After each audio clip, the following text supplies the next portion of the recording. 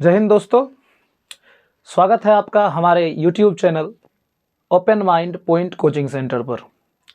आपको जैसे कि पता है कि इस चैनल पर आपको प्लेलिस्ट में पीछे का मैथ का चैप्टर जो हमने NCERT क्लास 10th के लिए स्टार्ट किया है उसका चैप्टर नंबर 2 आपको प्लेलिस्ट में मिल जाएगा।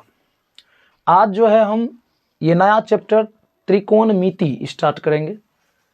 त्रिकोणमिति को बढ़िया से समझेंगे और पढ़ेंगे, ठीक है। इसके बारे में एक एक कर डिटेल से सारी चीज़ें समझेंगे। आपको कोई भी दिक्कत नहीं होगी, आप बस मेरे साथ बने रहें।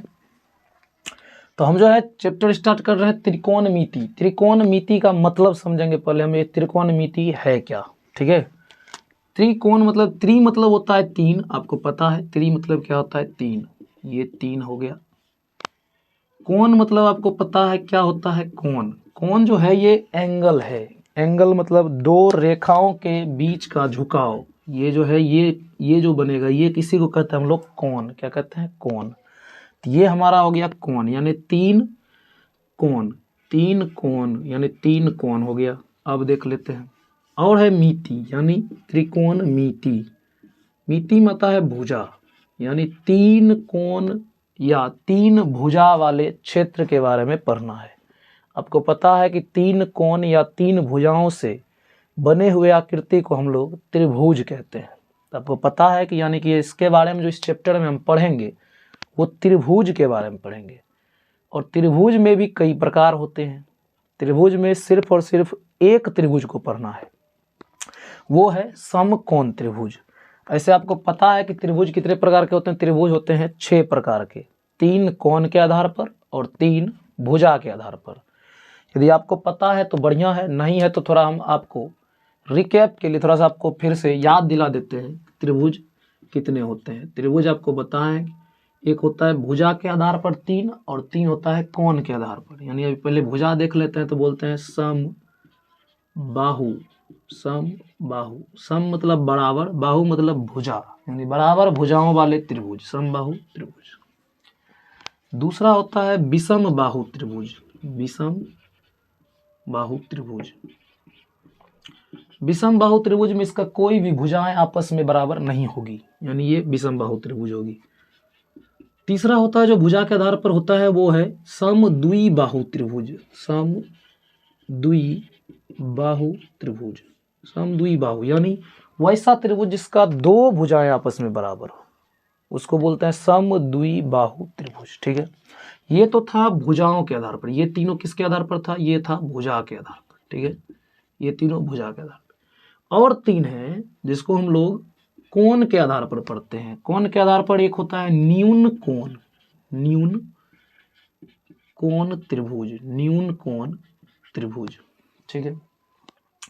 दूसरा होता है समकोण त्रिभुज, जिसके बारे में हमको इस चैप्टर में बढ़िया से पढ़ेंगे, समकोण त्रिभुज।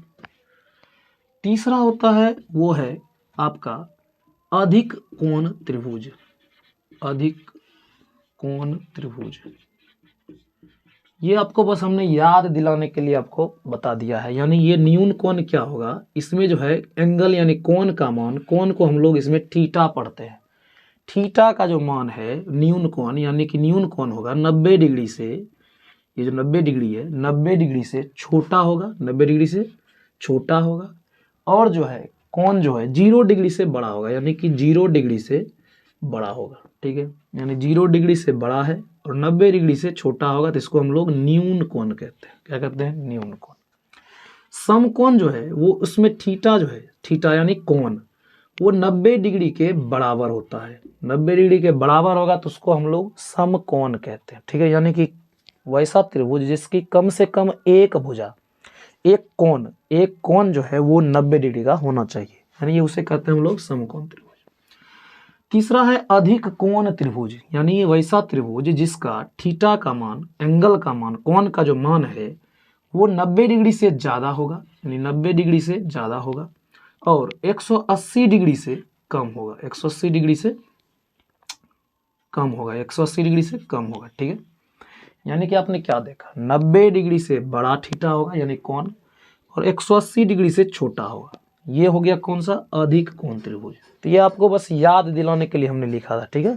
त्रिभुज कितने होते हैं, 6 प्रकार के होते हैं, 3 कोण के आधार पर और 3 भुजा के आधार पर, हमने देख लिया। इसमें से हमको बस एक ही पढ़ना है, वो है समकोण त्रिभुज। समकोण त्रिभुज को एकदम बढ़िया से पढ़ना है, ठीक है। समकोण त्रिभुज से ही रिलेटेड ये पूरा चैप्टर जो बना हुआ है, त्रिकोणमिति, ये सब उसी से रिलेटेड है। तो देख लेते हैं हम इसके बारे में। अब ये देख लिया हमने, त्रि मतलब 3, कोण हो गया, मिति मतलब भुजाएं, यहाँ 3 भुजाओं से मिलकर बने हुए क्षेत्र के बारे में स्टडी जो करेंगे उसी को हम लोग क्या कहते हैं, त्रिकोणमिति कहते हैं, ठीक है। त्रिकोणमिति से रिलेटेड मतलब इससे संबंधित जो है सबसे ज़्यादा यदि किसी ने थ्योरी दिया है तो वो पाइथागोरस। पाइथागोरस साहब ने कई सारे थ्योरी दिए, पाइथागोरस त्रिक दिए। इस सब को हम आज देखेंगे, बढ़िया से देखेंगे, डिटेल से देखेंगे। आपका ध्यान सिर्फ यहाँ पर फोकस हो और आप हमारी बातों पर ध्यान रखेंगे जो हम बोल रहे हैं। तो इसको हम मिटा लेते हैं।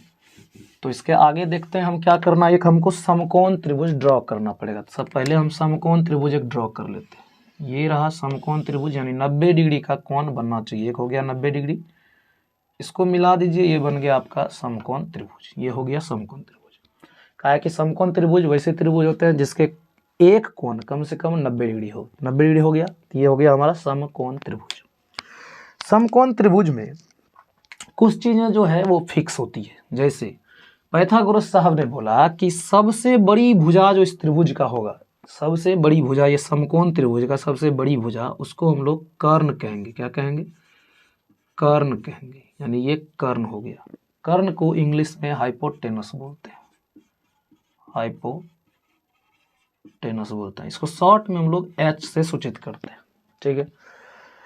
नीचे वाला जो चीजें हैं ये आधार भी होते हैं, लंब भी होते हैं। ऐसा क्यों होते हैं आपको आगे बताएंगे हम। तो ये कभी आधार बन सकता है, यानी ये नीचे वाला जो है आधार होगा, या ये लंब भी हो सकता है। ये क्यों होगा ये आपको आगे हम बताएंगे। ये आधार जो है यानी इसको इंग्लिश में हम लोग बेस बोलते हैं, शॉर्ट में इसको बी से सूचित करते हैं। लंब को परपेंडिकुलर कहते हैं, ठीक है, और इसको शॉर्ट में हम लोग पी से सूचित करते हैं, ठीक है। जस्ट इसी प्रकार जो है ई भी होता है। इधर वाला जो भुजाएं है इसको लंब कहते हैं। ऐसे तो लंब होता है लेकिन इसका भी मान बदल जाता है, कभी लंब कभी आधार होता है। काहे होता है ये आगे आपको बताएंगे हम।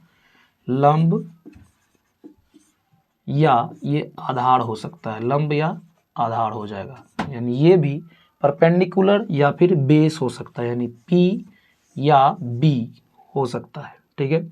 ये जो है या का चिन्ह है, आप इसको बट्टे ना समझेंगे, ठीक है। इसका नाम हम रख लेते हैं, यदि ए बी सी, ये त्रिभुज का नाम रख लिया हमने ए बी सी। अब इसको समझते हैं कि कब ये नीचे वाला आधार होगा और ये कब लंब बन जाएगा। इसको भी समझने के लिए हमको थोड़ा सा इसको ध्यान से समझना होगा।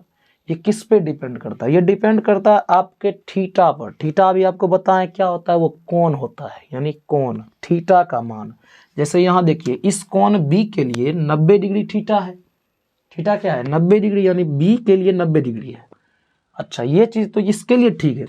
और आपको इस त्रिभुज में एक चीज और याद रखना है कि 90 डिग्री वाले कोण, 90 डिग्री वाले कोण यानी थीटा बराबर 90 डिग्री के सामने वाले भुजा जो होते हैं वो कर्ण होते हैं, हमेशा कर्ण होंगे, ठीक है। 90 डिग्री के सामने वाले भुजा हमेशा, यानी कि इसके सामने वाले ये भुजा हमेशा जो होंगे वो कर्ण कहलाएंगे। कोई दिक्कत। चलिए अब इससे हम दूसरे कोण पे शिफ्ट होते हैं, यानी कोण हम सी ले लें। कोण हमारा हो गया सी, यानी थीटा हमारा यहाँ शिफ्ट हो जाएगा, ये थीटा हो गया। अब इस थीटा के लिए जो है कोण सी के लिए हमारा लंब का मान जो है थीटा के सामने वाले भुजा को लंब होता है। थीटा के सामने वाले भुजा क्या होगा, लंब होगा। 90 डिग्री वाले को छोड़ के, कहा 90 डिग्री के सामने वाले हमेशा कर्ण होगा। 90 डिग्री का अलावे जो 2 बच गए, इसके लिए थीटा के सामने वाले भुजा को लंब कहते हैं। यानी कि यदि थीटा एंगल सी के लिए है, मतलब कोण सी के लिए हम यदि ले रहे हैं, तो हमारा लंब जो है ये ए बी होगा। कौन सा होगा, लंब जो हमारा होगा ए बी होगा, ठीक है। आधार हमारे लिए फिर बी सी हो जाएगा। कोण सी के लिए लंब का काम जो करेगा वो ए बी होगा, और एंगल सी के लिए आधार का जो काम है वो बी सी कर देगा, ठीक है। तो आपने देख लिया कि आधार कब रहता है, ये कब लंब रहता है। अब यदि इसी थीटा का मान हम शिफ्ट कर लें ऊपर एंगल ए पर यानी यहाँ आ जाए, थीटा का मान हमारा यहाँ आ गया, यानी एंगल ए के लिए अब थीटा का मान जो है इसके लिए लंब और आधार बदल जाएगा। देखिए कैसे बदलेगा, आपको बोले हैं कि थीटा के सामने वाले भुजा क्या कहलाते हैं, हमेशा लंब, 90 डिग्री को छोड़ के। एंगल ए के लिए सामने वाली भुजा कौन है, BC है, यानी BC बन जाएगा इस एंगल ए के लिए लंब, ठीक है। और इधर वाला बन जाएगा उसके लिए AB जो है आधार, यानी एंगल ए के लिए ये AB जो है आधार बन जाएगा, ठीक है। आपने ये देखा कि कब कब ये भुजाएं BC आधार या लंब बनता है और ये भुजाएं AB आधार या लंब बनता है, लेकिन आपने ये देखा होगा कि इसमें AC का कहीं कोई परिवर्तन नहीं होता है। ऐसा इसलिए होता है क्योंकि जब 90 डिग्री का कोण बनेगा इसके सामने वाले भुजाएं हमेशा कर्ण होता है, ठीक है। ये था समकोण त्रिभुज और इस सब चीज़ों को बताया था पाइथागोरस साहब ने। अच्छा, पाइथागोरस साहब ने इससे रिलेटेड एक प्रमेय भी दिए थे, उस प्रमेय को देखते हैं। वो प्रमेय बहुत ही फेमस है और आपको पता भी होगा शायद। उस प्रमेय को कहते हैं हम लोग पाइथागोरस प्रमेय। क्या कहते हैं, पाइथागोरस प्रमेय। तो देख लेते हैं पाइथागोरस प्रमेय क्या है। पाइथागोरस प्रमेय, इसको देख लेते हैं थोड़ा सा। पाइथागोरस प्रमेय, पाइथागोरस प्रमेय में कहा गया, उन्होंने कहा कि ये कर्ण वाली जो भुजा है, ये कर्ण की भुजा, कर्ण वाली भुजा का स्क्वायर यानी वर्ग, कर्ण वाली भुजा का वर्ग यानी AC का स्क्वायर, सीधा लिखते हैं हम कर्ण का स्क्वायर यानी कर्ण का स्क्वायर, ठीक है। कर्ण का स्क्वायर बराबर, बोला कर्ण के वर्ग के बराबर जो होता है ये बचा हुआ दो भुजाओं के वर्ग के योग के बराबर होता है, यानी इन दोनों भुजाओं के वर्ग के योग के बराबर होगा। यानी कहना क्या चाहता है, यानी कि लंब का स्क्वायर प्लस में आधार का स्क्वायर दोनों जो बराबर होगा वो कर्ण के स्क्वायर के बराबर, यानी कि लंब का स्क्वायर प्लस में आधार का स्क्वायर बराबर हो जाएगा कर्ण का स्क्वायर। ये पाइथागोरस प्रमेय कहता है, ठीक है। आपको अभी हमने बताया कि शॉर्ट फॉर्म में हम लोग क्या क्या कहते हैं। इतना लंबा लिखना चूंकि पॉसिबल नहीं होता हमेशा, इसलिए शॉर्ट में लिखने के आप लोग तैयारी करेंगे और इसको बढ़िया से देख लेंगे आखिर H किसको कहते हैं, B किसको कहते हैं, P किसको कहते हैं, ये हमने आपको बता दिया है। यानी हम यहाँ पर शॉर्ट यदि फॉर्म लिखें तो कर्ण को हम लोग H बोलते हैं यानी हाइपोटेनस का स्क्वायर यानी H का स्क्वायर बराबर लंब यानी परपेंडिकुलर P का स्क्वायर प्लस में आधार यानी बेस B का स्क्वायर। ये हो गया, ये जो हो गया आपको दिख रहा है क्या बन गया फॉर्मूला हमारे पास, H स्क्वायर बराबर P square plus B square, ठीक है। यदि हम इसका स्क्वायर हटा के उस साइड भेज दें, बराबर के इस साइड स्क्वायर है उधर जाता है तो रूट बनता है। क्या बनता है, रूट बनता है। यानी ये H रह जाएगा, इधर आ जाएगा रूट अंडर, ये जो चीजें बची ये उतार दीजिए, P square plus B square. ये हमारा फॉर्मूला हो गया किसका, कर्ण का। कर्ण बराबर रूट अंडर लंब का स्क्वायर प्लस आधार का स्क्वायर, यानी hypotenuse is equal to under root perpendicular square plus base square, ठीक है। ये तो था एक कर्ण का। हो सकता है आपसे कर्ण के अलावे आधार पूछ दे, हो सकता है आधार के अलावे आपसे लंब पूछ दे, कुछ भी हो सकता है। तो इसलिए हम इसी फॉर्मूला से इन दोनों का भी फॉर्मूला निकालेंगे। इन दोनों का फॉर्मूला कैसे निकलेगा, अब इसको भी देख लेते हैं थोड़ा सा। ये जो फॉर्मूला हमने अभी देखे ऊपर में, कर्ण स्क्वायर बराबर लंब स्क्वायर प्लस आधार स्क्वायर, ये तो कर्ण का था। हम मान लेते हैं अब लंब का निकालते हैं। यानी हम यदि लंब के लिए निकालें तो लंब का स्क्वायर, ठीक है, लंब स्क्वायर इधर दिख रहा है, लंब स्क्वायर को इधर ही रहने दीजिए, ठीक है। आपको प्लस में आधार स्क्वायर दिख रहा है, इस आधार स्क्वायर को उठा के इस साइड भेज दीजिए कर्ण की तरफ, तो क्या हो जाएगा, ये प्लस में है, इधर आएगा तो माइनस में आ जाएगा। ये चूंकि इधर प्लस में था, इधर आ जाएगा तो माइनस में, सिर्फ चिन्ह बदलेगा, यानी कि कर्ण का स्क्वायर माइनस में आ जाएगा आधार का स्क्वायर। तो फार्मूला हमारा बन जाएगा कर्ण का स्क्वायर माइनस में आधार का स्क्वायर। ये देख लिया आपने। ये फार्मूला बन गया। अभी आपको तुरंत बताया यदि स्क्वायर हटाएंगे तो इधर आके क्या बनेगा, रूट बनेगा। तो बस इसी चीज़ को अब करना क्या है, आपको अभी तुरंत बताया, इसका शॉर्ट फॉर्म लिखिए आप। शॉर्ट फॉर्म यानी लंब, लंब को परपेंडिकुलर बोलते हैं, यानी पी का स्क्वायर बराबर हो जाएगा कर्ण का स्क्वायर यानी एच का स्क्वायर माइनस में बी का स्क्वायर यानी आधार का स्क्वायर हो गया। अब इसका स्क्वायर हटाएंगे उधर जाके रूट बन जाएगा, यानी P is equal to root under H square minus में बी स्क्वायर।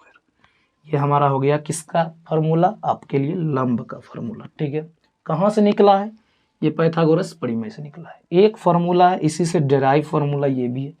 और एक बनाएंगे, वो किसके लिए बनाएंगे, आधार के लिए, क्योंकि हमारे पास तो कर्ण निकालने का फार्मूला पता हो गया, लंब निकालने का फार्मूला पता हो गया, लेकिन अभी एक और बच गया है, जो वो क्या है, आधार का फार्मूला। आधार के लिए भी देख लेते हैं। आधार के लिए क्या होगा, यदि हम लिखें आधार का स्क्वायर यानी आधार का स्क्वायर बराबर फार्मूला क्या हो जाएगा, देखिए आधार का स्क्वायर इधर है, इधर ही रहने दीजिए। इधर प्लस में नहीं कुछ रहता था, आगे में प्लस रहता है, ये प्लस में लंब स्क्वायर है, इधर भेज दीजिए तो क्या हो जाएगा, कर्ण माइनस लंब स्क्वायर, यानी ये माइनस में आ जाएगा, तो ये हो जाएगा कर्ण का स्क्वायर, हाँ माइनस में आ जाएगा कौन, लंब का स्क्वायर। ठीक है, ये हो गया हमारे पास किसका, आधार का फार्मूला। आधार के लिए अभी हमने आपको तुरंत बताया है, आधार को शॉर्ट फॉर्म में बस लिखना है, यानी बेस बी का स्क्वायर बराबर कर्ण यानी हाइपोटेनस एच का स्क्वायर माइनस लंब यानी परपेंडिकुलर पी का स्क्वायर। अब स्क्वायर हटाएंगे, आपके लिए फार्मूला बन के तैयार हो जाएगा, यानी स्क्वायर हटा दीजिए, सिर्फ क्या बन जाएगा, स्क्वायर आएगा उधर चल जाएगा, यानी रूट बन जाएगा, तो ये हो जाएगा B is equal to root under H square minus में पी स्क्वायर। ये आपके लिए फार्मूला बन गया, किसके लिए, बी के लिए, यानी आधार के लिए। तो आपने देखा कि एक फार्मूला पाइथागोरस प्रमेय से हमने 3 फार्मूला निकाला। यानी यदि अभी आपको कभी भी सवाल में दे दिया जाए, मान लिया जाए कि ए बी का मान दिया है, बी सी का मान दिया है, आपको ए सी का मान निकालना है, यानी ए सी क्या है, कर्ण है, तो कर्ण का मान निकालना है। कर्ण के लिए आपको फार्मूला यहाँ लिख दिए हैं, एच बराबर root under P square plus B square, यानी कि कर्ण बराबर अंडर रूट लंब स्क्वायर प्लस आधार स्क्वायर, यानी इसका स्क्वायर जोड़ देंगे, इसका स्क्वायर जोड़ देंगे, दोनों को जोड़ देंगे कि निकल जाएगा हमारे पास क्या, कर्ण का मान। इसी प्रकार हम आधार का निकाल सकते हैं, आधार के लिए फार्मूला लिखे हुए हैं, लंब का निकाल सकते हैं, लंब के लिए फार्मूला लिखे हुए हैं। आपके लिए हमने सारा फार्मूला लिख दिया। ये क्या था, ये पाइथागोरस का प्रमेय था। ठीक है, लेकिन इन्होंने कुछ अनुपातिक मान दिया, इन सब का अनुपात भी बना के देखा, क्या अनुपात सही है या नहीं है, तो अनुपात भी बना के देखा गया। यानी अनुपात इन दोनों का कभी लिया, कभी इन दोनों का लिया, कभी इनसे नहीं हुआ तो इन दोनों का लिया, इन सब का जो है अनुपातिक मान देखते हैं, अनुपातिक मान किस प्रकार होगा। ठीक है, आप बने रहे, थोड़ा सा इसको मिटा लेते हैं हम। ये जो है अनुपातिक मान अब देखेंगे, यानी पाइथागोरस का अनुपातिक मान जो होगा उसको देखेंगे। पाइथागोरस का अनुपातिक मान, अनुपातिक मान, अनुपातिक मान। ठीक है, अनुपातिक मान देखते हैं। अनुपातिक मान क्या है, उन्होंने पहली बार सोचा कि हम जो है इस लंब को लंब के अनुपात में हम कर्ण कर देते हैं। अनुपात मतलब होता है बट्टे, आपको पता है अनुपात मतलब क्या होता है, बट्टे। यानी कि बोला कि हम पहले लंब लिखेंगे, बोला ठीक है लंब लिख लीजिए, तो लंब लिखा, बोला लंब लिए, अब जो है इसके अनुपात में हम जो है कर्ण लेंगे, बोला ठीक है कर्ण ले लेते हैं, कर्ण हो गया, कर्ण का ले लिया। अब बोला ठीक है, तो लंब बटा कर्ण हो गया, लंब बटे कर्ण हो गया, तो बोला इसके लिए हम थीटा का मान बताइए क्या होगा। थीटा यानी एंगल, कोण का मान क्या होगा जो ये फार्मूला सेटिस्फाइड करेगा, यानी लंब बटा कर्ण को संतुष्ट करेगा। तो बोला ठीक है थीटा लिख दीजिए, यानी थीटा हो गया ये। और आपको थीटा और क्यू में थोड़ा सा अंतर होना चाहिए आपके लिए। थीटा जो है, ये थीटा का ये जो खींचे हुए अंदर वाला चीज़ है, ये अंदर ही रह जाता है, इसको बोलते हैं थीटा। ठीक है, क्या बोलते हैं, थीटा। यदि यही चीज़ हम थोड़ा सा बाहर कर दें, ये बन जाता है आपके लिए क्यू। क्या बन जाता है, क्यू। ठीक है, आप ऐसे भी बोल सकते हैं या ऐसे भी बोल सकते हैं क्यू। ठीक है, ये हो गया क्यू। लेकिन इसको हमको थोड़ा सा बस ध्यान रखना है कि इसका ये अंदर वाला जो है बाहर नहीं निकले। और आपको कई सारे मैथ में ऑपरेशनल आप दो चैप्टर 2 पढ़ाए, तो उसमें कई सारे और चीज़ बताए, जैसे अल्फा बताए आपको, ये सब भी याद रखना है, भूलना नहीं है। बीटा बताए आपको, इसको भी याद रखना है। और आपको गामा बताए, इसको भी याद रखना है। ये सभी चीज़ें आपको याद रखने की ज़रूरत है। ये सब सांकेतिक चीज़ें हैं जो मैथ में बहुत काम देगा। ठीक है, तो हमने देखा थीटा, थीटा यानी कोण का मान। तो बोला ठीक है, कोण का मान बताइए। इस दोनों के लिए अनुपातिक मान लिख लिए। ठीक है, लंब बटा कर्ण हो गया। ठीक है, इसके लिए थीटा का मान बताइए। इन थीटा का मान नाम दिया गया। बोला नाम बताइए। नाम दिया गया इसके लिए साइन। क्या दिया गया? साइन। तो बोला साइन थीटा बराबर लंब बटा कर्ण। एक फार्मूला आ गया अनुपातिक मान से। ठीक है, बोला ठीक है, ये बात मान लिया हम। बोला एक और काम कीजिए। बोला क्या करें? तो बोला इस बार अब की बार जो है ना लंब लीजिए इधर से, और फिर लंब तो ले ही लिए हैं, लंब लिए और कर्ण लिए। बोला ठीक है, तो बोला एक बार आधार लीजिए। बोला आधार ले लीजिए और फिर से कर्ण लीजिए। बोला ठीक है, इसको भी ले लेते हैं। बोला ठीक है, दोहराक लेते हैं। दोहराक क्या लिया? पहले लिया आधार यानी आधार। बोला कर्ण लीजिए, अनुपात में क्या लीजिए? अब कर्ण ही ले लीजिए। तो कर्ण ही ले लिया। तो बोला इसके लिए थीटा का मान बताइए, इसका नाम बताइए थीटा का। बोला ठीक है, इसके लिए भी नाम रख देते हैं। बोला इसके लिए नाम रखेंगे कॉस। क्या रखा गया? कॉस। तो बोला गया साइन थीटा बराबर लंब बटा कर्ण, कॉस थीटा बराबर आधार बटा कर्ण। ठीक है, ये बोल दिया गया। बोला ठीक है, आपने दो ले लिया। बोला एक और बच गया। बोला क्या? अब की बार कर्ण को छोड़िए, ई दोनों को लीजिए। बोला ठीक है, इसको भी लेके देखते हैं। तो बोला ठीक है, देख लेते हैं। इसको लिया गया। किसको लिया? इसको लिया, पहले इधर का लंब लिया, फिर बोला आधार लीजिए। बोला ठीक है, ले लेते हैं। तो यानी लंब अब बट्टे में लिया आधार। अब बोला इसके लिए थीटा का मान बताइए, नाम बताइए। इसके लिए थीटा का नाम रखा गया टेंजेंट यानी टेन। क्या बोला इसको शॉर्ट में? टेन। तो टेन थीटा बराबर लंब बटा आधार। इस प्रकार से हमें इस त्रिभुज यानी समकोण त्रिभुज से, त्रिकोणमिति से संबंधित कुछ निष्पत्तियां हैं जो ये तीनों आपके लिए प्राप्त हुए। ये मेन निष्पत्ति है 3। इसी से फिर बोला उल्टा यदि देंगे तो क्या बनेगा बताइए। तो बोला ठीक है, उल्टा के भी देख लेते हैं। सब क्रांतिकारी थे ना, दार्शनिक थे। पाइथागोरस जो थे ये बहुत बड़े दार्शनिक थे। तो सब सोचने वाले तार्किक लोग थे। तो सोचने बोला ना इसको उल्टा के देखते हैं। बोला ठीक है, उल्टा दीजिए। तो इसको किसी ने पकड़ के उल्टा दिया। तो बोला कर्ण को ऊपर कर दीजिए, लंब को नीचे कर दीजिए। बोला ठीक है, कर लेते हैं, इसको भी क्या दिक्कत है। तो बोला कर्ण को कीजिए ऊपर, आधा लंब को कीजिए नीचे। बोला ठीक है, इसके लिए मान बोलिए थीटा का। बोला थीटा का मान बोलना क्या है, इसको सिर्फ उल्टाए हैं इसलिए इसका भी नाम उल्टा कर रख दीजिए। हो गया ये कोसेक। बोला ठीक है, कोसेक कर देते हैं। तो कोसेक थीटा। क्या बोल दिया गया? Cosec theta. तो कोसेक थीटा बराबर हो गया कर्ण बटा लंब। बोला ठीक है, तो इसको भी उल्टा दीजिए। जब इसको उल्टा है तो इसको भी उल्टा दीजिए। बोला ठीक है, एक रो उल्टा देते हैं। तो ये हो गया कर्ण ऊपर, आधार आ गया नीचे। तो हो गया कर्ण बटा आधार। तो यहाँ आया थीटा। बोला थीटा का आपकी बार नाम बताइए। तो बोला कोई बात नहीं, कॉस है, इसको सेक बना दीजिए। बोला ठीक है, सेक बना दीजिए। लीजिए, सेक भी हो गया। तो बोला सेक थीटा बराबर कर्ण बटा आधार हो गया। बोला अच्छा ठीक है, इतना तो हो ही गया है। ये को लास्ट में बच जाता ही, इसको भी उल्टाइए देते ही बेचारा रो रहा है। बोला ठीक है, रो उल्टा देते हैं। इसको उल्टाया गया। तो बोला आधार कर दीजिए ऊपर, आ गया आधार ऊपर, और नीचे में बोला कीजिए लंब, लंब कर दिया नीचे। तो बराबर बताया थीटा का मान बताइए। बोला कोई बात नहीं, टेन को उल्टाए हैं, इसको भी उल्टा दीजिए यानी कॉट लिख दीजिए। बोला कॉट लिख दीजिए। हो गया कॉट थीटा। कॉट थीटा बराबर हो गया आधार बट्टे लंब। तो आपने देखा कि इस प्रकार से कुल मिलाकर 6 जो हैं, कुल मिलाकर 6 निष्पत्तियां अनुपातिक मान से प्राप्त हुए। तो ये आपने क्या देखा? त्रिकोणमिति का 6 निष्पत्ति जो अनुपातिक रूप से आपको यहाँ पर प्राप्त हुए 6। और इनको याद रखने का एकदम सिंपल तरीका है, लोड बिल्कुल नहीं लेना है। आपके लिए 2 ट्रिक है, हम दोनों ट्रिक आपको बताते हैं।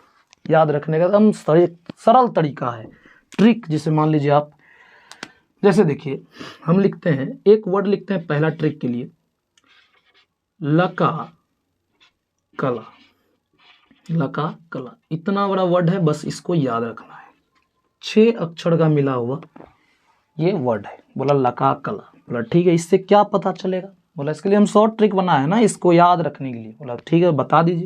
बोला ये 3 का ही बताएंगे, और ये 3 तो अपने बन जाएगा, क्या इससे उल्टा देना है, बन जाएगा। बोला ठीक है, आप 3 बताइए ना।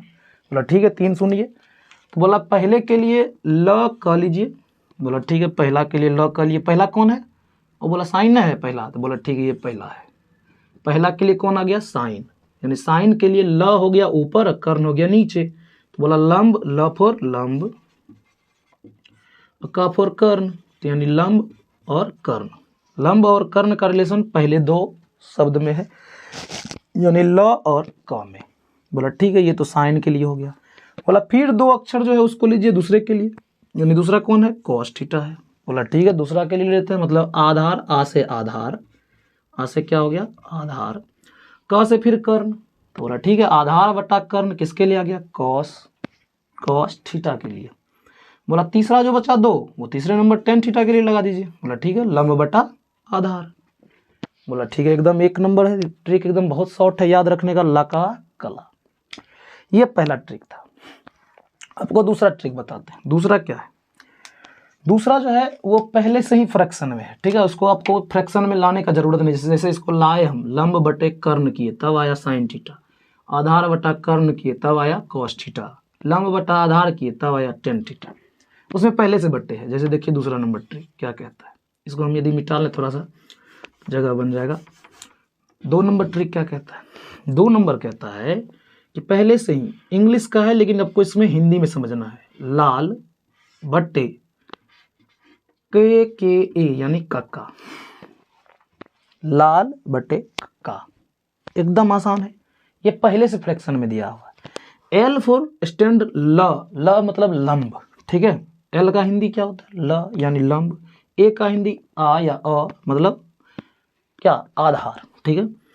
के का हिंदी क्या होता है आपको पता है, क यानी कर्ण।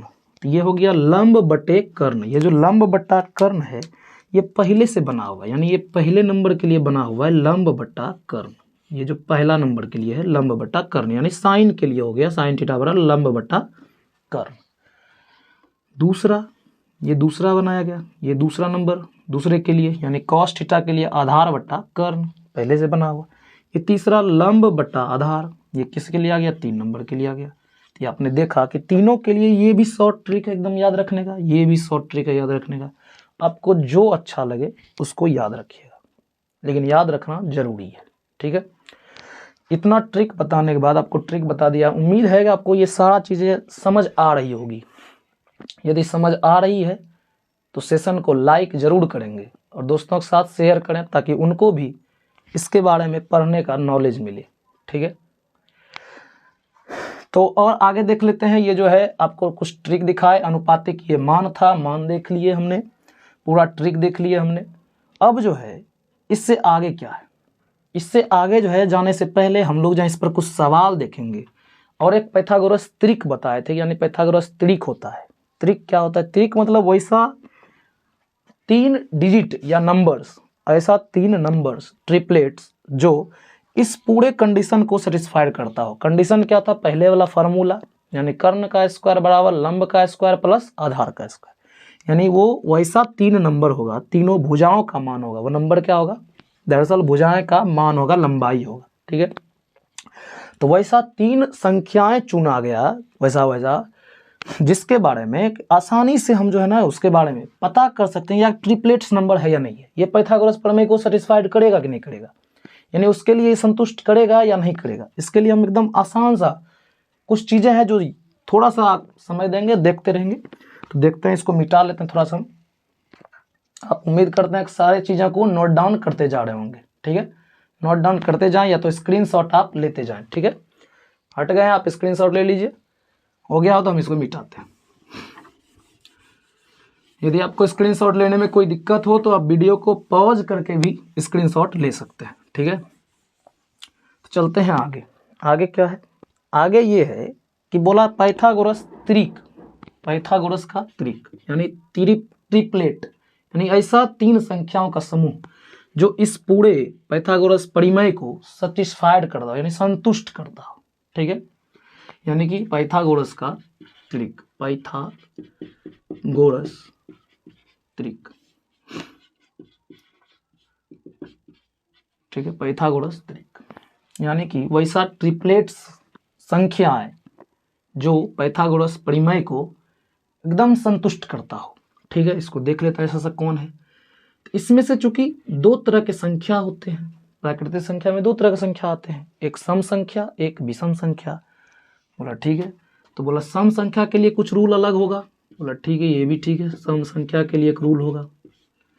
बोला दूसरा के लिए भी रूल होगा, वो होगा विषम संख्या। बोला ठीक है, विषम संख्या के लिए भी रूल देख लेते हैं। विषम संख्या का क्या रूल है, जो ट्रिपलेट्स पता चलेगा ये ट्रिपलेट है या नहीं है। यानी ट्रिपलेट्स मतलब वैसा 3 संख्याओं का समूह जो पाइथागोरस परिमेय को संतुष्ट करता हो। बोला ठीक है, लगा के बताइए। बोला देखिए ये विषम संख्या है। बोला हाँ ठीक है, विषम संख्या के लिए हम लेते हैं विषम संख्या 3। अब बोलेंगे 3 ही क्यों लिए, कहीं एक जो है बड़ी छोटा है, एक से थोड़ा बड़ा लेंगे यानी 3 लेते हैं। अब 5 लीजिए, उससे आगे बढ़ते जाइए जितना जा सके अंत तक जाइए, हम लेते हैं 3। बोला ठीक है 3 लीजिए। ये हो गया पहली संख्या। विषम संख्या का ये जो ट्रिपलेट्स है उसका पहली संख्या हमने लिखा 3। बोला ठीक है, इसका ट्रिक बताइए क्या है। बोला कुछ नहीं, इस पहली संख्या का आप स्क्वायर कीजिए। यानी पहली संख्या का ट्रिक क्या है, पहला लाइन है कि पहली संख्या का वर्ग करेंगे। हिंदी में ही लिख देते हैं, पहली संख्या का वर्ग करेंगे। ठीक है, वर्ग करेंगे, कर लिए वर्ग। ठीक है, पहला लाइन बोला कि पहली संख्या का वर्ग कीजिए, यानी इसका वर्ग कर लीजिए। 3 तिया कितना हो जाएगा, हम इधर बगल में कर रहे हैं, 3 तिया कितना हो जाएगा 9। ये वर्ग कर लिया। ठीक है, यानी 3 का स्क्वायर कर लिए, क्या आया 9 आया। बोला ठीक है, वर्ग कर लिए। बोला फिर दूसरा लाइन बताइए। दूसरा लाइन बोला कि ये जो वर्ग करके संख्या निकाले हैं, वर्ग किए हुए संख्या जो निकला है 9, यानी उस संख्या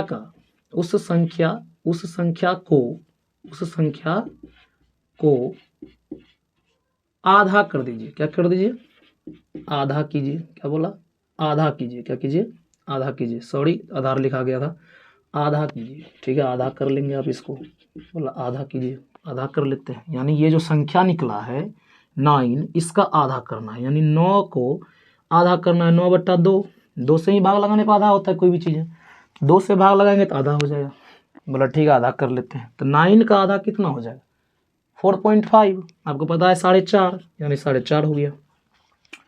बोला अब बोला जो प्राप्त संख्या है, जो लास्ट में प्राप्त संख्या है, बोला प्राप्त संख्या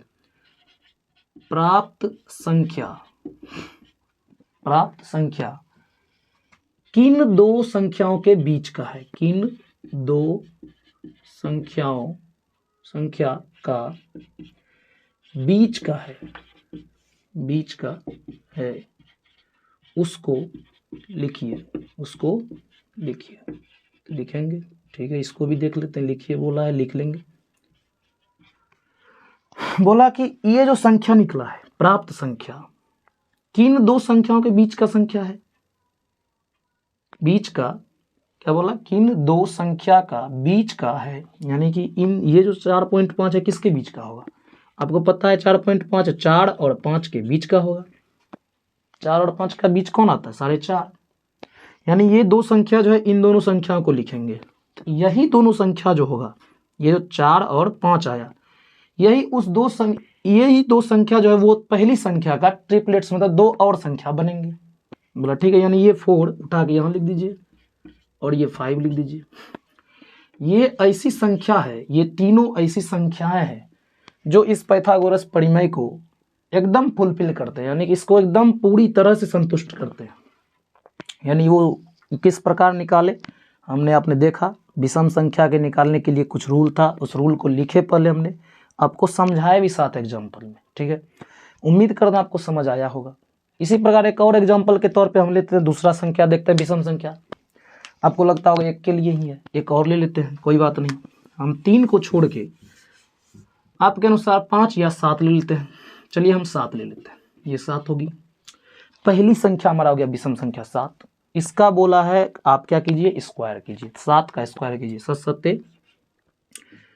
का स्क्वायर करेंगे तो 7 49 प्राप्त होगा। फिर बोला उस संख्या को आधा कीजिए। ठीक है, 49 का आधा कर दीजिए, कितना हो जाएगा बताइए आप लोग। 49 का यदि आधा करेंगे तो आपको पता है कितना हो जाएगा 24.5, 24.5। बोला ठीक है, प्राप्त संख्या जो है किन 2 संख्याओं के बीच का है उसको लिखिए। ये 24.5 किसके बीच का होगा, 24 और 25 के, इसी दोनों के बीच का 24.5 होगा।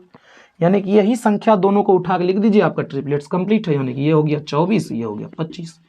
ये ऐसी 3 संख्या होगा जो पाइथागोरस परिमेय को पूरी तरह से संतुष्ट करेगा। ये पाइथागोरस त्रिक था। ये चीज़ें यदि आपको ट्रिपलेट्स निकालने आता है या आपको ये याद रहता है तो आप ऑब्जेक्टिव के लिए बहुत सारा समय बचा सकते हैं। आपको इतना माथा चाटने की जरूरत नहीं है, ये याद रहेगा, फटाफट बनाना याद निकल जाएगा। ठीक है, अगला देखते हैं हम सम संख्या के लिए। ये तो था विषम संख्या के लिए। हम देख लेते हैं अब सम संख्या के लिए क्या रूल नियम है। सम संख्या के लिए भी कुछ रूल नियम होगा। सम संख्या के लिए भी बोला है, ठीक है। अब सम संख्या के लिए बनाइए तो बोला पहली सम संख्या लीजिए आप। बोला पहली सम संख्या क्या है, 2 है, तो 2 ले लेते हैं। ठीक है, 2 लिए। बोला इसका भी आप स्क्वायर कीजिए। इसका भी रूल नियम है कि पहली संख्या का क्या कीजिए, स्क्वायर कीजिए, यानी पहली संख्या का वर्ग करेंगे, वर्ग कीजिए, कर दे रहे हैं वर्ग। ठीक है, 2 का स्क्वायर कीजिए। हम यही एग्जांपल हमेशा लिखेंगे, 2 का स्क्वायर करेंगे 4 आएगा। बोला फिर उस संख्या का जो है आधा कीजिए। फिर उस संख्या का क्या करना है, आधा, तो आधा कर लेते हैं। बोला स्क्वायर करने के बाद उस संख्या को आधा कीजिए, आधा कर लेते हैं। इसका आधा कर लेंगे, कितना आ जाएगा, 2 आ जाएगा। आपको पता है 2 आ जाएगा। ठीक है, फिर बोला जो प्राप्त संख्या 2 आया उसको भी आधा कीजिए। प्राप्त संख्या को उसको भी आधा कीजिए। सम संख्या के लिए थोड़ा सा जटिल है, थोड़ा सा बस एक लाइन ज़्यादा है, यानी इसको भी आधा कीजिए। बोला ठीक है, इसको भी आधा कर लेते हैं। तो बोला प्राप्त संख्या को पुनः आधा कीजिए, आधा कीजिए। ठीक है, पुनः आधा कर लेते हैं। पुनः आधा करेंगे, इसका आधा कितना हो जाएगा, 2 2 कट के 1 हो जाएगा, यानी 1 आ गया। बोला अब इसको जो करना है, इसके लिए अब आपको एक पीछे चलना है, एक पीछे और एक आगे। क्या आपको लगता है एक के पीछे चलेंगे कितना आएगा, एक पीछे जाएंगे तो 0 और एक आगे जाएंगे तो 2। तो 0 तो जो भी देंगे 0 तो वो स्क्वायर करेंगे 0 हो जाए, 0 से कोई फर्क पड़ेगा नहीं, ट्रिपलेट्स को कंप्लीट करेगा नहीं। इसलिए हम जो है सम संख्या में पहली संख्या 2 नहीं लेते। ठीक है, पहली संख्या 2 नहीं लेते, यानी इससे बड़ा लेंगे ताकि 0 हमारा नहीं आए। ठीक है, तो हम इससे बड़ा क्या लेंगे, दूसरी सम संख्या कौन सा आता है, 4 आता है, 4 ले लेंगे, कोई दिक्कत। इसलिए आपको 2 लेके दिखाएगा, आपको लगता होगा पहले 2 क्यों ले लिए, क्यों नहीं लिए, इसीलिए ले लिया, आप देख लीजिए। ठीक है, तो अब हम लेंगे क्या, 4। तो 4 का क्या करना है, पहली संख्या का वर्ग कीजिए, यानी 4 का स्क्वायर कितना हो जाएगा 16। उसका आधा कीजिए, यानी आधा कीजिए हो जाएगा 8। फिर उसका आधा कीजिए, यानी कर दीजिए हो गया 4। आपको पता है कटता जाएगा, आ जाएगा 4, यानी 4 आ गया। अब बोला इसका एक पीछे एक आगे, यानी -1 कीजिए +1 कीजिए, वो संख्या लिखिए। 4 से -1 करेंगे कितना आ जाएगा 3, 4 से +1 करेंगे आएगा 5। बोला ठीक है, तो इसमें क्या बोला, आखिरी लाइन बोला उस प्राप्त संख्या से, यानी प्राप्त संख्या के एक पीछे तथा एक आगे की संख्या लिखिए। जगह कम है थोड़ा सा, इसलिए नहीं दिखता होगा, कोशिश करेंगे बढ़िया से हमारी आवाज को सुनने का, तो आप लिख लेंगे। ठीक है, तो बोला प्राप्त संख्या के एक पीछे तथा एक आगे की संख्या लिखिए। तो एक पीछे लिखे 3, एक आगे लिखे 5, यानी कि यही दोनों उठा के लिख दीजिए, यहाँ 3 और 5 हो गया आपका ट्रिपलेट्स कंप्लीट। यानी कि ये सम संख्या के लिए भी हमने देख लिया। इसी प्रकार से आप आगे इसके बढ़ सकते हैं। 4 के अलावा 6 लीजिए, 8 लीजिए, 10 लीजिए, 12 लीजिए। आप जितना आगे जाएंगे उतना आपको ट्रिपलेट्स इस प्रकार का पाइथागोरस त्रिक आपको प्राप्त होते जाएगा। ठीक है, ये था कुछ पाइथागोरस त्रिक, यानी कि ये ऐसा त्रिक है जो आपको ट्रिपलेट्स देख के पता चल जाएगा, हाँ ये पाइथागोरस का है। यानी आपका ऑब्जेक्टिव में काफ़ी समय बचेगा। आपको यदि ये पता रहेगा तो सवाल भी सॉल्व करने में आपको काफ़ी समय बचेगा। यानी मान लीजिए आपके पास 2 भुजाएं दे रखा है, 2 भुजाएं कौन दे रखा है, मान लीजिए आपके पास बेस दिया है 7, ठीक है, और लंब दे दिया है 24। आपको तीसरा निकालना है कर्ण। आपको ट्रिपलेट्स याद है 7 का, फटाफट ट्रिपलेट्स याद है, यानी 25 आएगा, चुटकियों में 25। क्या जरूरी है उतना सॉल्व करने का, आपको याद रहेगा, तुरंत कर्ण निकल सकता है। ये इस तरह से निकालने का तरीका है। आप शॉर्ट से निकाल भी सकते हैं तुरंत से, तरीका याद रहेगा तो निकल भी सकता है तुरंत। कर्ण का पूरा फार्मूला लगाने की जरूरत नहीं है, ठीक है। इससे कुछ समय आपका बच जाएगा ऑब्जेक्टिव में, ठीक है। तो देख लिया हमने पाइथागोरस त्रिक के बारे में, ठीक है। अब चूंकि कई सारे ऐसे नंबर होंगे जो रूट के अंदर होंगे, रूट के अंदर आएंगे, ऐसा कई सारे संख्या होंगे जो रूट के अंदर आ जाएंगे, आपको उसका स्क्वायर करना पड़ जाएगा। हो सकता है किसी किसी को नहीं आता हो ये रूट का स्क्वायर करने के लिए, तो हम उसको आपको सिखाते हैं रूट वाले संख्या का कैसे स्क्वायर करते हैं, ठीक है। ये सब आपने देख लिया, ये सारी चीज़ों का आप लोग स्क्रीनशॉट लेंगे या नोट डाउन करेंगे। अब हम सिखा लेते हैं आपको थोड़ा सा स्क्वायर जो है रूट वाले संख्या का किस प्रकार करते हैं, ठीक है। यानी रूट वाले संख्या मान लेते हैं हमारे पास रूट 2 है, इसका स्क्वायर है, ठीक है। रूट 2 का स्क्वायर बोल दिया, यानी रूट 2 का जो स्क्वायर है, इस स्क्वायर का मतलब है कि रूट 2 को 2 बार गुना किया गया। जो स्क्वायर है ये किसको दर्शाता है? 2 बार, यानी रूट 2 को रूट 2 से ही 2 बार गुना किया गया, यानी रूट 2 गुना में रूट 2 है, यही स्क्वायर का मतलब होता है। यानी ये रूट के अंदर वाले संख्या रूट के अंदर वाले संख्या से गुना हो जाएगा, यानी कि रूट के अंदर 2 दूना 4 आ जाएगा। अब इसको फिर हम तोड़ सकते हैं, रूट के अंदर 4 को तोड़ सकते हैं 2 गुना 2 में। और आपको पता है ये जो रूट है ये स्क्वायर रूट है, यानी स्क्वायर रूट है, यानी वर्ग वाला है, वर्गमूल है, यानी 2 जोड़ा लग जाता है तो एगो बाहर कर लेते हैं, यानी 2 है एक बाहर कर लीजिए, हो जाएगा 2। यानी क्या आ जाएगा आपका, देखिए इससे एकदम आसान तरीका है इसको सीखने के लिए। रूट 2 का स्क्वायर, यानी सीधा आप देखेंगे यदि किसी संख्या पर रूट लगा है और उसका स्क्वायर लगा है, आप सीधे काटेंगे स्क्वायर और रूट को, बचेगा क्या? संख्या। संख्या डायरेक्ट लिखिए 2 आ गया। देखे आपने कितना आसान है। एक और देख लेते हैं, थोड़ा सा जटिल इससे देखते हैं, वो क्या है?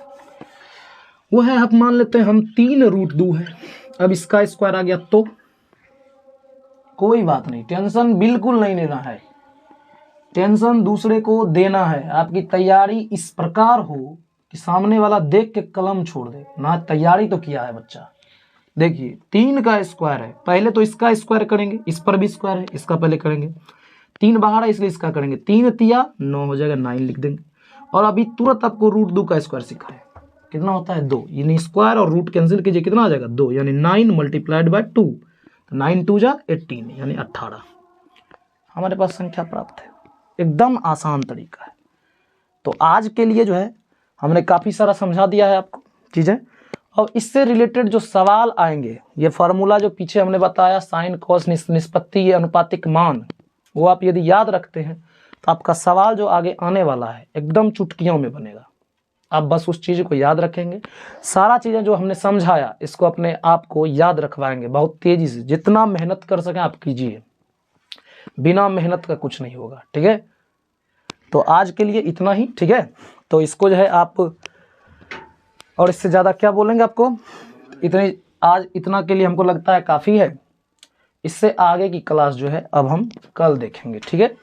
और इससे आगे की क्लास के लिए हम कल तक आपके लिए फिर वीडियो मिलेगा, आप उसको आर्ट्स और साइंस आपको सब मिलेगा। आपसे बस यही उम्मीद है कि यदि आपको ये सेशन अच्छा लगा होगा तो कृपया कर लाइक करें और दोस्तों के साथ शेयर करें। कमेंट में अपना राय देना ना भूलें। यदि किसी प्रकार का मिस्टेक है, कोई दिक्कत है, तो आप इसमें कमेंट में हमको कमेंट कर सकते हैं, ठीक है। तब तक के लिए जय हिंद, धन्यवाद।